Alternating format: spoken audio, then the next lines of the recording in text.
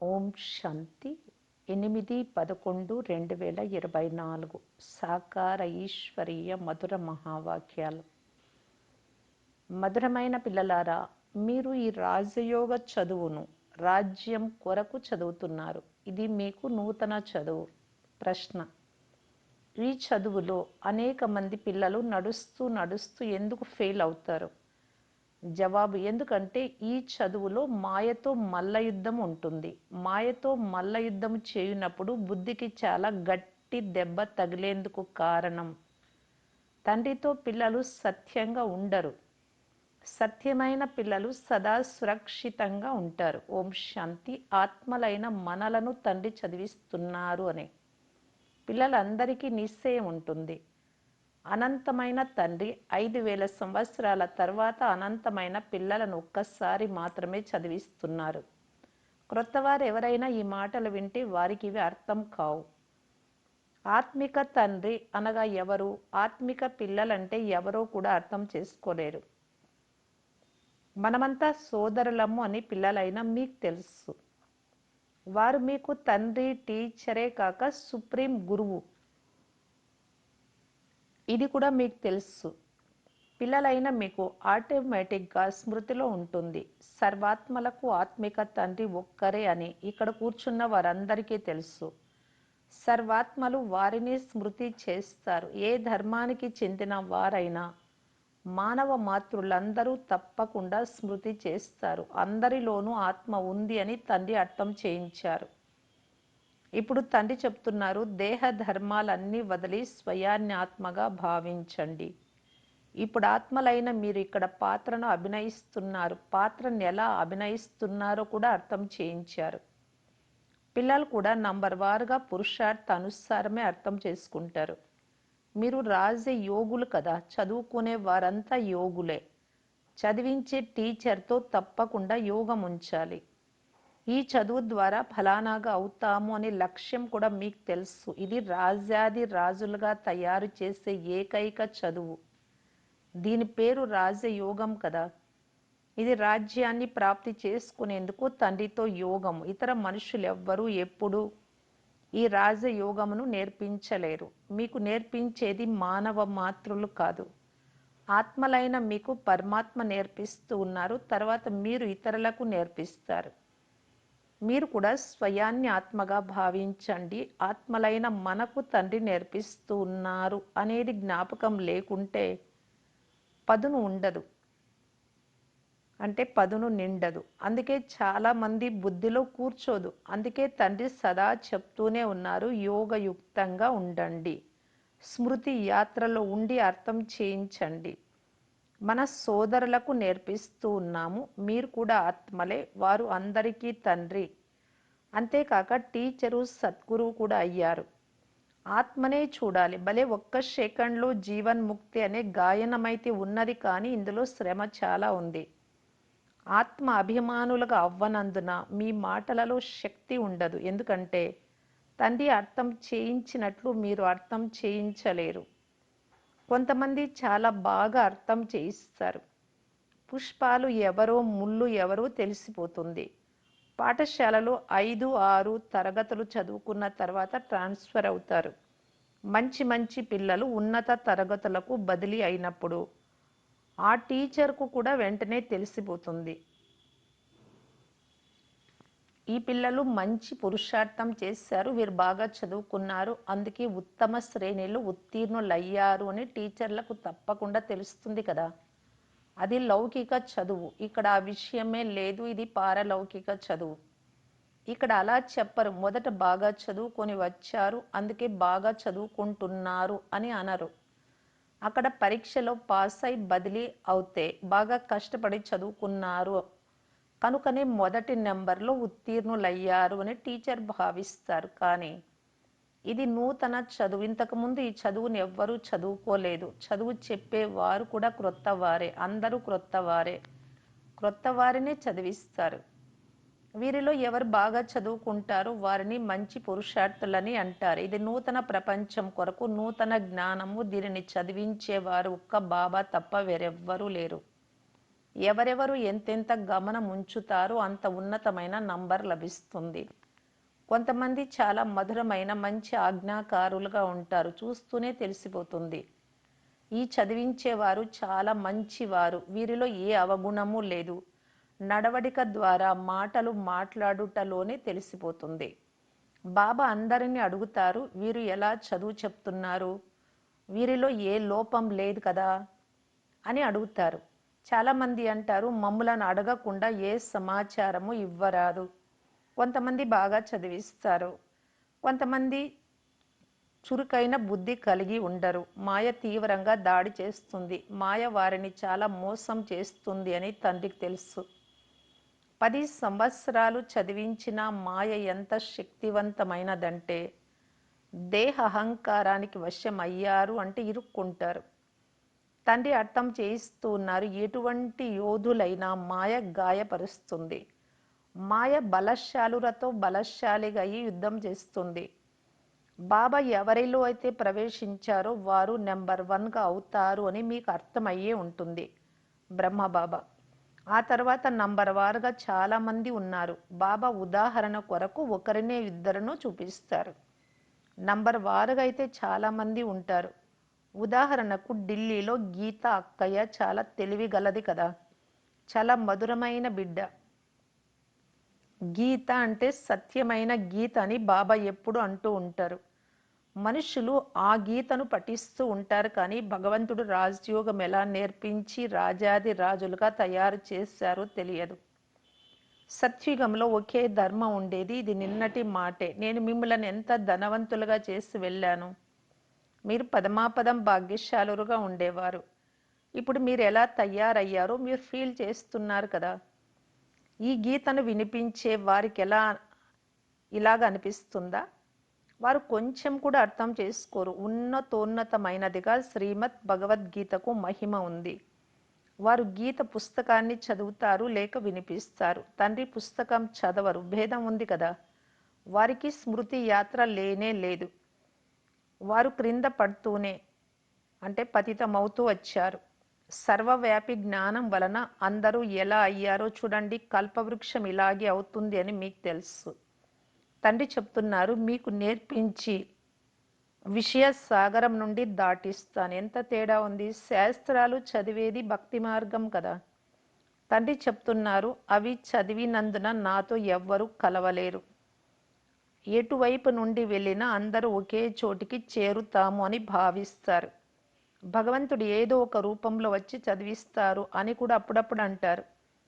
తండ్రే వచ్చి చదివిస్తారన్నప్పుడు మీరేం చదివిస్తున్నారు? గీతలో పిండిలో ఉప్పు వేసినంత సత్యం ఉంది. అనగా చాలా కొన్ని పదాలే సత్యము. వాటిని మీరు పట్టుకోగలరు అనగా తెలుసుకోగలరు. సత్యుగంలో శాస్త్రాలు మొదలైనవి ఉండవు. అవి భక్తి మార్గంలోని శాస్త్రాలు. ఇవి అనాది కాదు, ఎప్పటి నుండో పరంపరగా రావడం లేదు. మనుషులకు అనాది అంటే ఏమిటో అర్థం తెలియదు. తప్పకుండా ఈ డ్రామా అనాది అని తండ్రి అర్థం చేయిస్తున్నారు. మీకు తండ్రి రాజయోగం నేర్పిస్తూ ఉన్నారు. ఇప్పుడు మీకు నేర్పిస్తున్నాను. తర్వాత ఉండను, అదృశ్యం అవుతాను. మా రాజ్యం అనాది అని మీరంటారు. రాజ్యమేమో అదే, కేవలం పావనంగా ఉండేది మారిపోయి పతితం అయిపోయినందున పేరు మారిపోతుంది. దేవతలకు బదులు హిందువులు అని పిలిపించుకుంటారు. నిజానికి ఆది సనాతన దేవి దేవతా ధర్మానికి చెందిన వారే కదా. ఇతరులు ఎలాగైతే సతో ప్రధానం నుండి సతో రజో తమోలోకి వస్తారో మీరు కూడా అదే విధంగా క్రిందకు దిగుతారు. రజోగుణంలోకి వస్తూనే అపవిత్రత కారణంగా దేవతలకు బదులుగా హిందువులని అనబడతారు. లేకుంటే హిందూ అనేది హిందూస్థానానికి పేరు. మీరు వాస్తవానికి దేవీ దేవతలుగా ఉండేవారు. దేవతలు సదా పావనంగా ఉంటారు. ఇప్పుడు మనుషులు పతితమైపోయారు. అందువలన హిందువులని పేరుంచుకున్నారు. హిందూ ధర్మం ఎప్పుడు ఎలా రచింపబడింది అని అడగండి, ఎవ్వరూ తెలుపలేరు. ఆది సనాతన దేవీ దేవత ధర్మం ఉండేది. దానిని స్వర్గమని మొదలైన మంచి మంచి పేర్లతో పిలుస్తారు. జరిగిపోయింది మళ్ళీ రిపీట్ అవుతుంది. ఇప్పుడు మీరు ప్రారంభం నుండి చివరి వరకు అంతా తెలుసుకున్నారు. తెలుసుకుంటూ పోతే జీవిస్తూ ఉంటారు. చాలామంది మరణించను, మరణిస్తారంటే వెళ్ళిపోతారు. తండ్రికి చెందిన వారిగా అయితే మాయతో యుద్ధం జరుగుతుంది. యుద్ధము జరిగినందున విద్రోహులుగా అవుతారు. రావణుడికి చెందిన వారిగా ఉండేవారు. ఇప్పుడు రాముడి వారిగా అయ్యారు. మళ్ళీ రావణుడు రాముని పిల్లలపై విజయం పొంది తన వైపుకు తీసుకెళ్తాడు. కొంతమంది జబ్బు పడతారు. అప్పుడు వారు ఇక్కడకు లేకుండా అక్కడకు లేకుండా పోతారు. సంతోషము ఉండదు, అలాగని దుఃఖము ఉండదు, మధ్యలో ఊగిసలాడుతూ ఉంటారు. మీ వద్ద కూడా మధ్యలో ఉండేవారు చాలామంది ఉన్నారు. ఇక్కడ పూర్తి బాబా వారిగాను అవ్వరు, పోని అటు పూర్తి రావణుడి వారిగా కూడా అవ్వరు. ఇప్పుడు మీరు పురుషోత్తమ సంగమ యుగంలో ఉన్నారు. ఉత్తమ పురుషుడిగా అయ్యేందుకు పురుషార్థం చేస్తున్నారు. ఇవన్నీ చాలా లోతుగా అర్థం చేసుకోవాల్సిన విషయాలు. బాబా అడిగినప్పుడు చాలా మంది పిల్లలు చేతులు ఎత్తుతారు, కానీ బుద్ధి లేదు అని బాబా అర్థం చేసుకుంటారు. భలే శుభాన్నే పలకండి అని బాబా అంటారు. అందరూ మేము నరుని నుండి నారాయణుడిగా అవుతామనే అంటారు. నరుని నారాయణుడిగా చేసే కథ ఇదే. అజ్ఞాన కాలంలో కూడా సత్యనారాయణ కథ విన్నారు కదా. అక్కడ ఎవ్వరు ఏమీ అడగరు, ఈ తండ్రి ఒక్కరే అడిగేవారు. ఇంత ధైర్యం ఉందా? మీరు తప్పకుండా పావనంగా కూడా అవ్వాలి. ఈ జన్మలో ఏ పాపకార్యము చెయ్యలేదా అని ఎవరైనా వచ్చినప్పుడు అడగండి. జన్మ జన్మాంతరాలుగా పాపం చేస్తూనే ఉన్నారు. ఈ జన్మలోని పాపాలు తెలిపితే తేలికైపోతారు. చాలామంది పిల్లలు సత్యము చెప్పనందున మాయ ఒక్కసారిగా తీవ్రంగా ముష్టి ఘాతాలు తగిలిస్తుంది. మీది చాలా కఠినమైన ముష్టి యుద్ధం. ఆ బాక్సింగ్లో శరీరానికి దెబ్బలు తగులుతాయి. ఇందులో బుద్ధికి పెద్ద గాయం అవుతుంది. ఇది బాబాకు కూడా తెలుసు. బ్రహ్మ చెప్తున్నారు, నేనిప్పుడు అనేక జన్మల అంతిమ జన్మలో ఉన్నాను. అందరికంటే ఎక్కువ పవిత్రంగా ఉన్నాను. ఇప్పుడు అందరికంటే ఎక్కువ పతితంగా అయ్యాను. మళ్ళీ పావనంగా అవుతాను. అలాగని నేను మహాత్మనని చెప్పను. ఇలా బ్రహ్మబాబా చెప్తారు. ఇతడు అందరికంటే ఎక్కువ పతితమైనాడు అని తండ్రి కూడా చెప్తున్నారు. నేను పరాయి దేశంలో పరాయి శరీరంలో వస్తాను. ఇతని అనేక జన్మల అంతిమంలో నేను ప్రవేశిస్తాను. ఇతడే పూర్తిగా 84 జన్మలు తీసుకున్న ఆత్మ. ఇప్పుడు ఇతడు కూడా పావనంగా అయ్యే పురుషార్థం చేస్తున్నాడు. చాలా జాగరూకతతో ఉండాలి. తండ్రికి తెలుసు కదా, బాబాకి ఇతడు చాలా సమీప పుత్రుడు. తండ్రి నుండి ఎప్పుడు విడిపోడు. వదిలి వెళ్ళాలి అనే ఆలోచన కూడా రాదు. నా ప్రక్కనే కూర్చున్నారు, నా తండ్రి కదా, నా ఇంట్లోనే కూర్చొని ఉన్నారు. బాబాకు తెలుసు. బాబాతో తమాషాగా మాట్లాడతాడు. బాబా నాకు స్నానం చేయించు, భోజనం తినిపించు, నేను చిన్న బాలుడిని కదా. ఇలా అనేక విధాలుగా బ్రహ్మ బాబా స్మృతి చేస్తారు. పిల్లలైన మీకు అర్థం చేయిస్తూ ఉన్నాను, ఈ రీతిగా నన్ను స్మృతి చెయ్యండి. బాబా మీరు చాలా మధురమైన వారు, మమ్మల్ని విశ్వమంతటికీ చక్రవర్తులుగా చేస్తారు.